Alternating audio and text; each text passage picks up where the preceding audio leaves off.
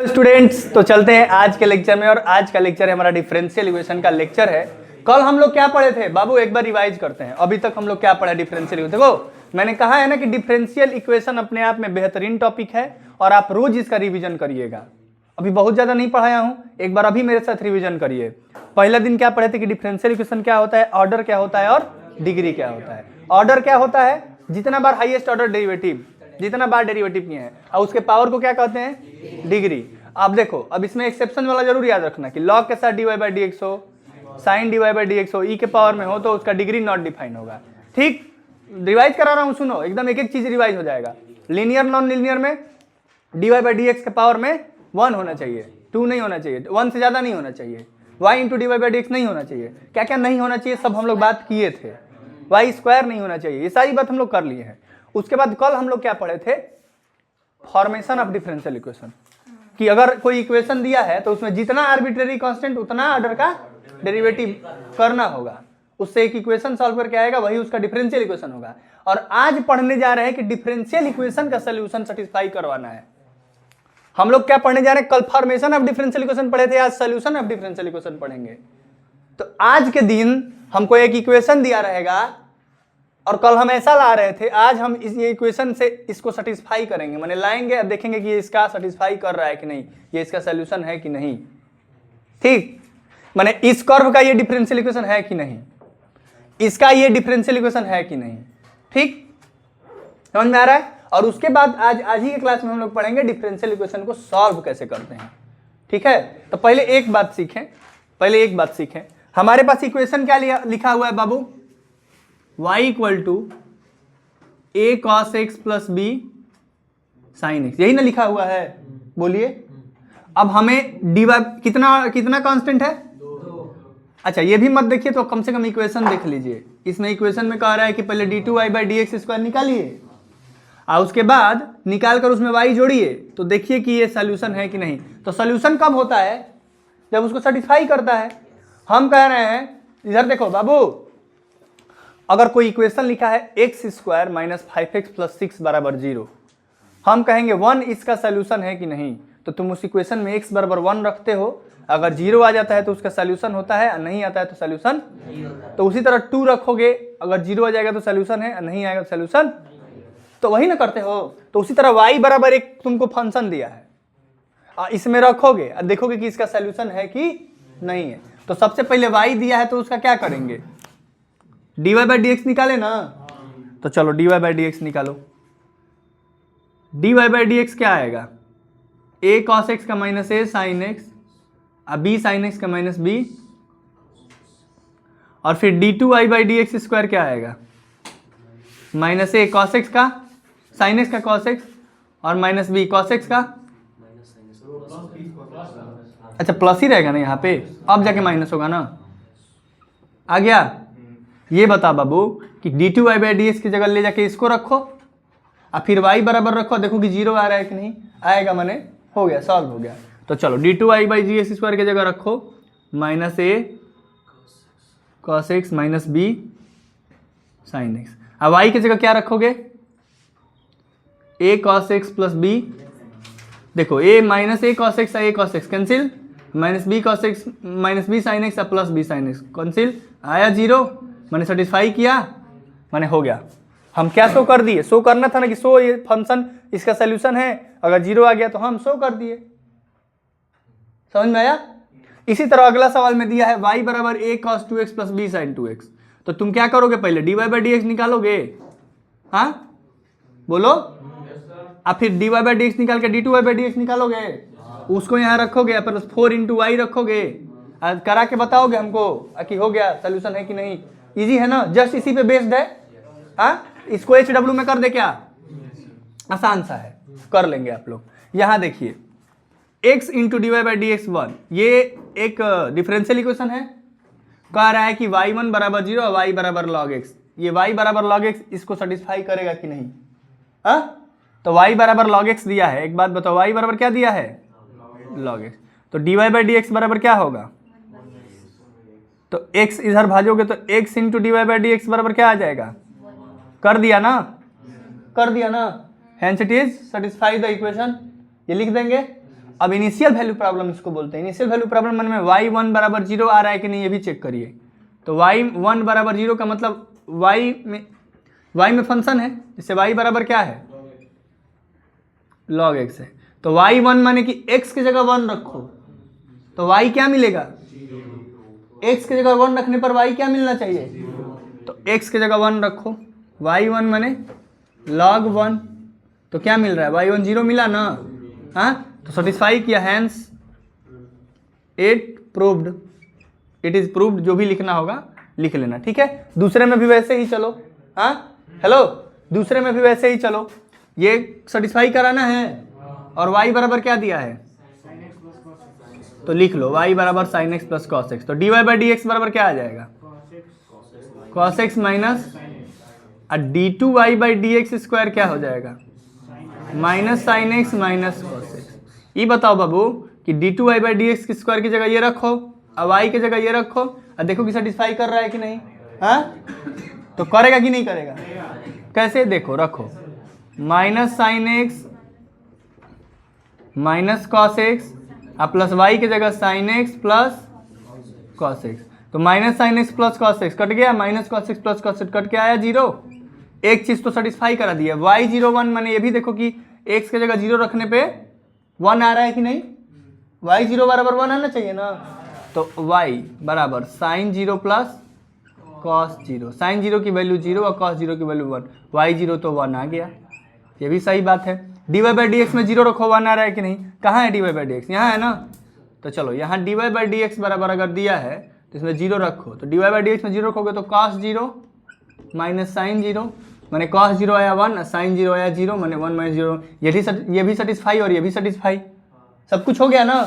तो ये कोई दम नहीं था, एक मैं प्रैक्टिस के लिए बता दिया, ऐसा टाइप का क्वेश्चन बहुत ज़्यादा आना नहीं है, आएगा तो 1-2 नंबर में आएगा, नहीं तो नहीं भी आएगा, ठीक है, हाँ लेकिन एक छूटे मत। तो कल हम लोग फॉर्मेशन ऑफ डिफरेंशियल इक्वेशन पढ़े थे, आज सॉल्यूशन पढ़ लिए, सॉल्यूशन इक्वेशन को कैसे सेटिस्फाई करना है सीख लिए, बोलिए।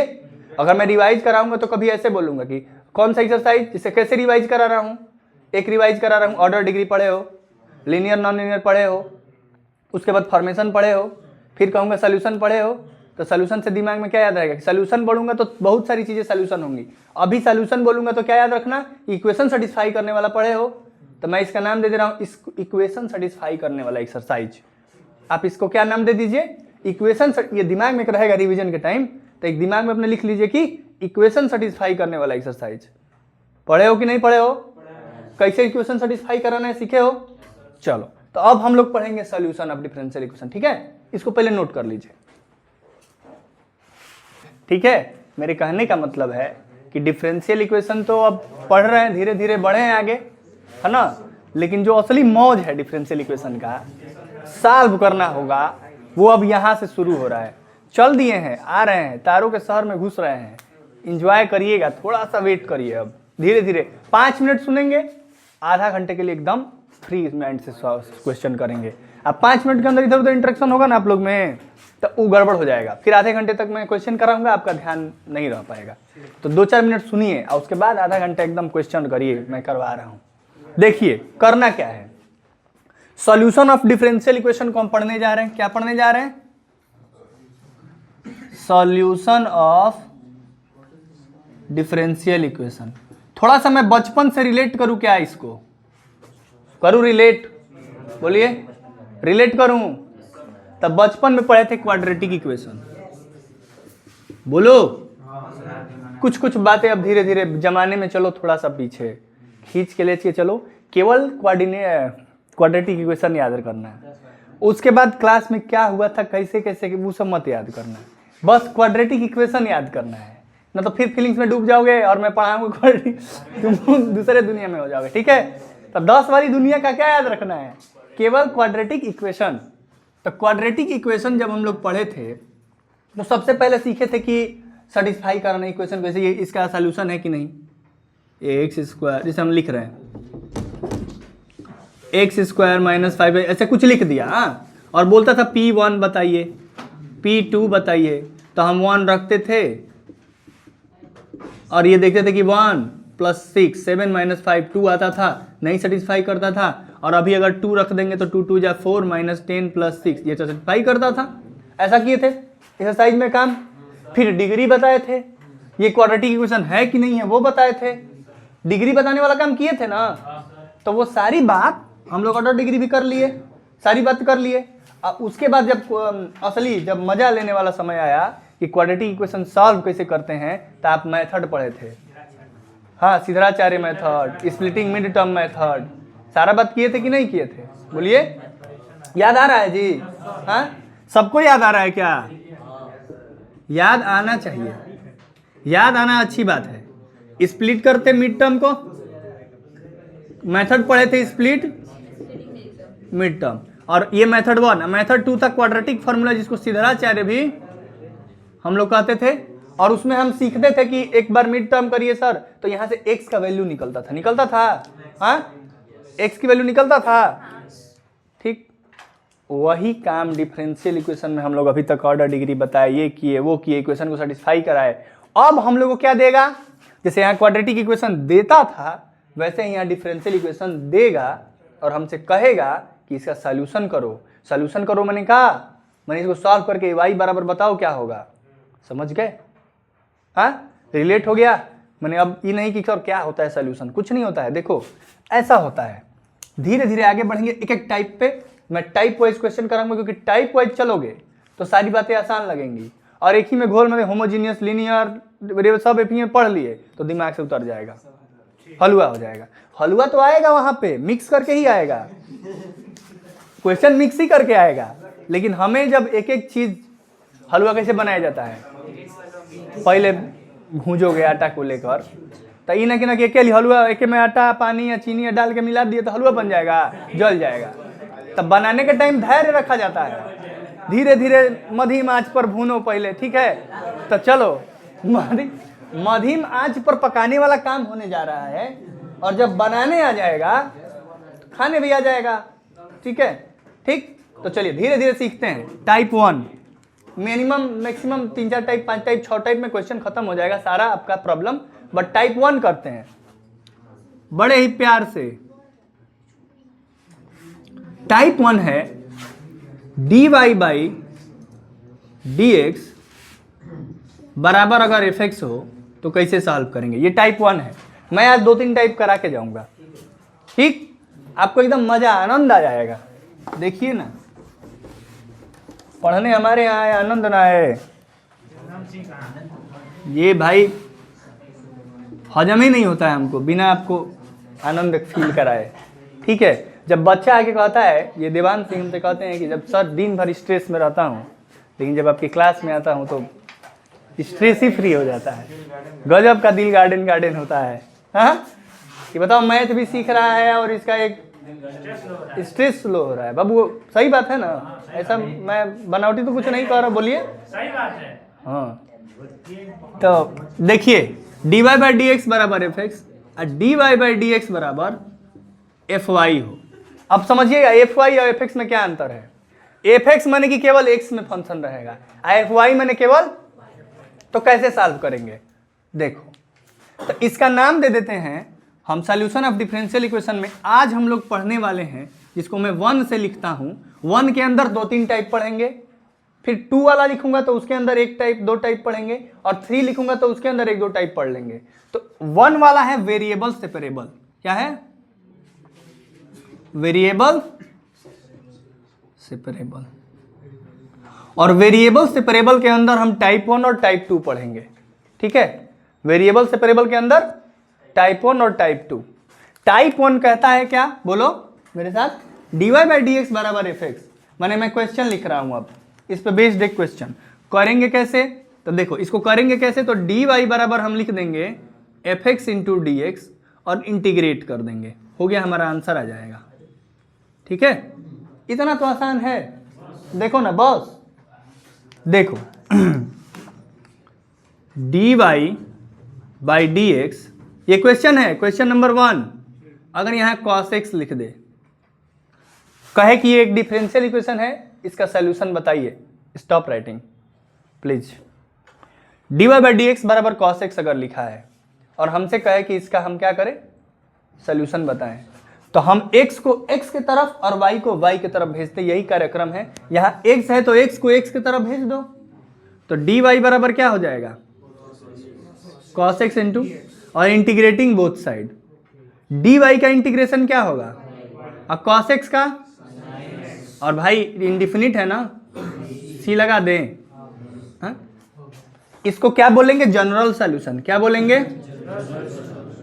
General solution. क्यों बोल रहे, c है, जब c का वैल्यू कोई कांस्टेंट आएगा तो उसको क्या बोलेंगे, पार्टिकुलर सॉल्यूशन। क्या बोलेंगे, तो ये है जनरल सॉल्यूशन। ये क्या है, अगर आपसे पूछ, समझ में आ रहा है ना पीयूष, कोई दिक्कत नहीं है। अगर आपसे पार्टिकुलर सॉल्यूशन पूछेगा तो कहेगा कि एट x बराबर 0 एंड y बराबर 1, ऐसा अगर कहता है आपसे, क्वेश्चन में देता है लिख के। पार्टिकुलर पूछेगा तो क्या देगा, रुक जाओ एक मिनट, यहीं लिख देता हूं, x बराबर 0 और y बराबर 1, ये ऐसे लिख के देगा, उबना नहीं है, ऐसे लिखेगा। ठीक, ऐसे नहीं लिखेगा तो कैसे लिखेगा बाबू, जैसे अभी अभी लिखा था y 0 बराबर 1, ये भी लिख सकता है, ऐसे लिखता है, क्वेश्चन लिखता है। एक एक चीज एकदम स्टार्टिंग से पढ़ा रहा हूं, आपको एकदम दिक्कत नहीं होगा आगे चल के, और अगर आप यहाँ भटकेंगे तो दिक्कत होगा। बोला हूं ना कि 5 मिनट बस सुनने वाला काम करना है। तो ऐसे लिखा रहेगा, डी तो y बराबर साइन एक्स प्लस सी आ गया, जिसको क्या बोलेंगे, जनरल सॉल्यूशन, क्योंकि इसमें c है। और यही हम अगर y 0 माने y 0 बराबर 1 माने x की जगह 0 और y की जगह 1 रख देंगे, तो रख दीजिए y बराबर 1 साइन x की जगह 0 और प्लस c, तो साइन 0, तो 0 प्लस c बराबर इधर है 1 माने c बराबर 1। अब जो हमारा इक्वेशन निकलेगा, माने इसमें रखेंगे c बराबर 1, तो क्या आ जाएगा, y बराबर साइन x प्लस 1। अब इसको क्या कहेंगे, वेरी गुड, इसको क्या कहेंगे, पार्टिकुलर सॉल्यूशन कहेंगे। समझ में आया, बोलो अभिनव, तुमको समझ में आया कि नहीं आया, आसान है कि नहीं है ना आसान।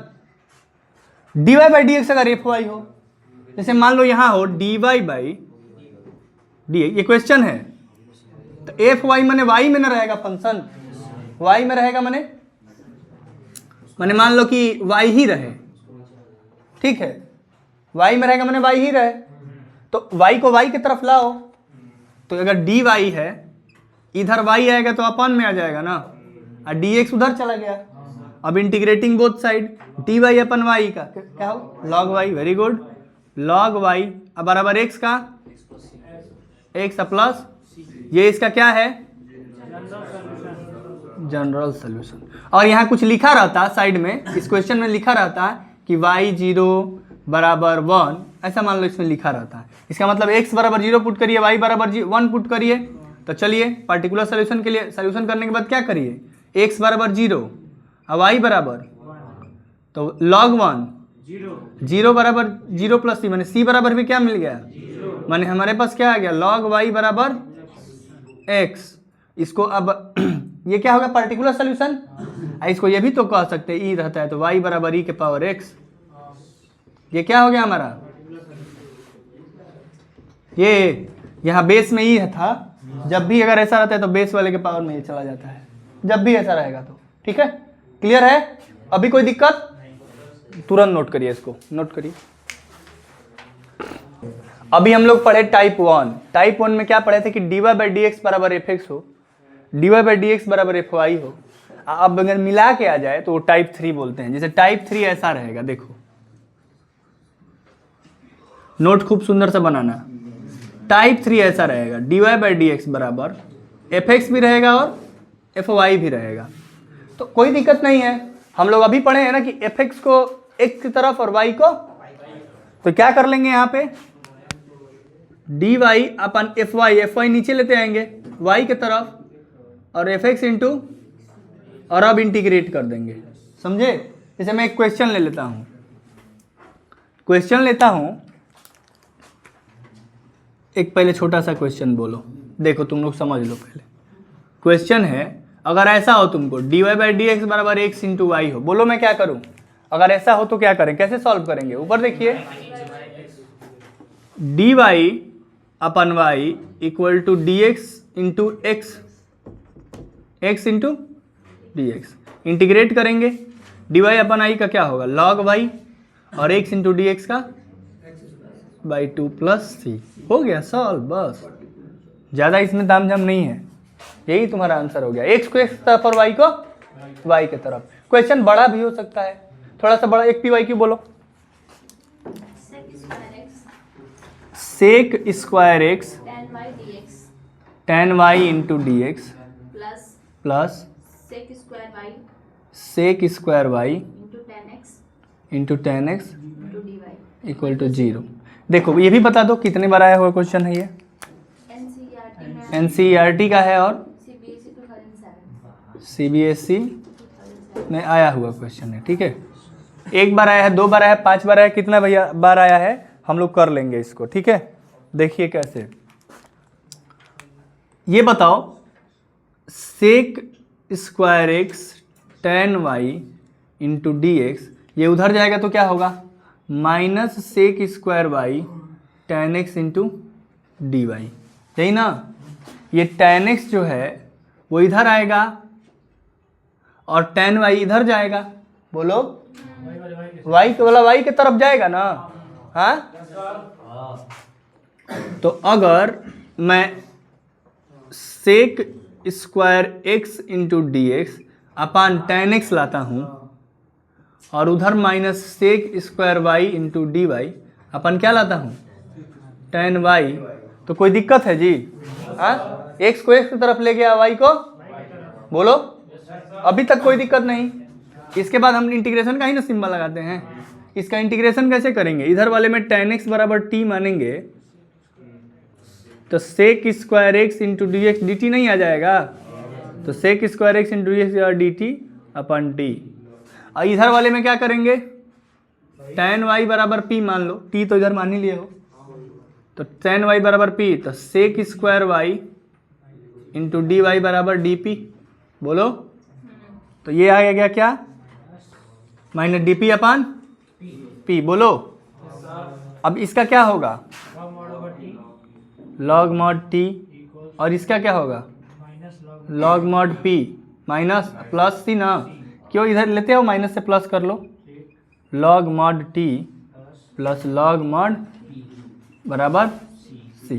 अब log M plus log N, जहाँ फार्मूला लगता है लगा दिया जाता है भरसक। तो log T into P equal to C. Log T into P माने t के जगह tan x, p के जगह tan y बराबर c। और यहाँ लॉग के बेस में ही है, इधर जाएगा तो e के पावर c। बोलो, अभी किए थे तो यहाँ लिख देता हूँ। तो आंसर क्या आ जाएगा? tan x into tan y बराबर e के पावर c। e के पावर c माने एक कांस्टेंट ही तो, e के पावर c ही तो एक कांस्टेंट ही है। तो tan x into tan y बराबर c। बोलो, क्या ये कठिन सवाल था? हाँ, MCQs में भी आ सकता है। तो MCQs में आएगा तो 4 ऑप्शन में ये भी एक ऑप्शन देगा। लॉग e के पावर c, लॉग का बेस में ही था, e के पावर c, लॉग ही ना जाता है इधर तो e के पावर c हो जाता है। जैसे मान लो, यहाँ समझ लो, एक बार और समझ लो, लॉग बेस में e है, यहाँ x है, यहाँ 2 लिखा है, तो x बराबर क्या होगा? तो x बराबर ये e के ऊपर 2, लॉग हट गया, खत्म। हाँ, जैसे लॉग बेस में e है और यहाँ 5 है बराबर यहाँ चाहे x मान लो यहाँ, और यहाँ 8 है, तो x बराबर क्या हो जाएगा? e के पावर 8। तो उसी तरह यहाँ लॉग बेस में ही tan x into tan y था, इसको tan x into tan y रहने दो, ये लॉग पूरा उठ के इधर जाएगा तो e के पावर c हुआ ना ये। तो आंसर में e के पावर c कांस्टेंट है। e के पावर c क्या आएगा? e के पावर c कुछ भी आएगा तो एक कांस्टेंट ही ना आएगा, तो c लिख देंगे उसको, डायरेक्ट c भी लिख सकते हैं। कांस्टेंट को c लिखो, e के पावर c लिखो, e के पावर 5 लिखो, 10 लिखो, 15 लिखो, ये भी कोई फिक्स कांस्टेंट थोड़ी है। तो इसको मान लीजिए कि हम c, सुंदर लगने के लिए, सारा काम दुनिया में तो सुंदर लगने के लिए किया जा रहा है यार। हाँ, सुंदर घर बनवाएंगे, सुंदर ठीक है। आगे के बात समझ ही लिए, सबके दिल में क्या चल रहा है भाई। हाँ, तो चलिए नोट करिए, पॉज करिए। आज की पढ़ाई ठीक लगा? बढ़िया लगा? तो आज होमवर्क ले लीजिएगा। देखिए, आप लोग जब आर डी शर्मा, बुक निकालो सभी लोग, बुक निकालो।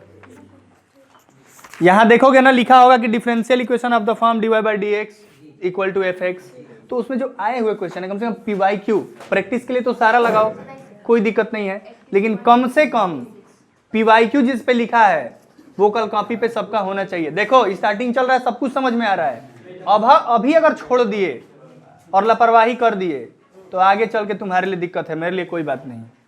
तो तुम सारे पी वाई क्यू जिस पे लिखा है कम से कम वो क्वेश्चन तो जरूर लगा लेना। मैं कहां तक पढ़ा दिया मैं बता दे रहा हूं, मैं 21.7 तक का इंट्रोडक्शन आपको दे दिया हूं, 7 तक, बाकी मैं लाद नहीं रहा हूं कि एक ही बार इतना कर ही लेना। आना कल क्वेश्चन का प्रैक्टिस किया जाएगा जितना क्वेश्चन हो सकता है, ठीक है। बहुत सारे क्वेश्चन आए हुए मिलेंगे तुमको, 1 बार 2 बार कोई 3 बार, ठीक है। तो 21.7 तक के होमवर्क का क्वेश्चन आप लोग करेंगे। तो इसी के साथ धन्यवाद, बने रहिए हमारे साथ। देख रहे हैं कितना अच्छा लग रहा है क्लास, तो देखते रहिए, आगे बहुत कुछ मिलने वाला है, क्योंकि अभी हमारे पास वेक्टर, 3D, प्रोबेबिलिटी, एलपीपी, बहुत सारे टॉपिक्स बचे हुए हैं। सुबह में एनसीईआरटी का क्लास चल ही रहा है। आपके लिए 12th के लिए मेरा जितना मेहनत है मैं कर रहा हूं, आप भी मेरे साथ हाथ में हाथ मिला के मेहनत करिए। धन्यवाद।